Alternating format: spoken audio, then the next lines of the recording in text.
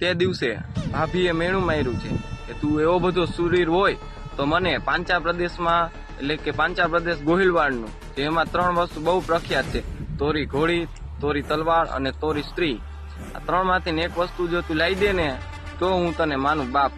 અને ઈ ભાભીનું મેણું લાગ્યું છે અને ઈ રાજપૂત ઘોડે સવાર થઈને જાય છે ગોહિલવાડમાં અને એને પાંચા પ્રદેશનું સોનગઢ ત્યાં જઈને પહોંચે છે અને જ્યાં ઘોડી બાંધી હોય છે ત્યાં જાય છે. પણ ઘોડી અજાણ્યા પુરુષને જોઈને બહુ ભડકે છે અને ત્યાંથી જોવા આવે છે આ ઘોડી કેમ આટલી બધી ભડકે છે. ત્યાં તો ઈ રાજપૂત હોય એને હંતાઈ જાય છે અને જે ઓલો માણસ જોવા આવે છે એને એમ થાય કે આ ઘોડી કઈક ભડકતી છે.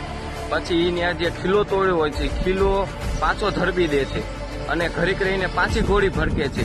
એ જોવા આવે છે આ ઘોડી કેમ એટલી બધી ભડકે છે અને આમ કરીને આમ જે હટાવે છે ખડ ત્યાં તો ત્યાં એક રાજપૂત હોય છે અને એનો ખીલો હોહરો હાથ હોહરો ગરી ગયો હોય પણ એ હુંકારો કરતો નથી. ત્યારે પૂછે છે કોણ છો જુવાન તમે?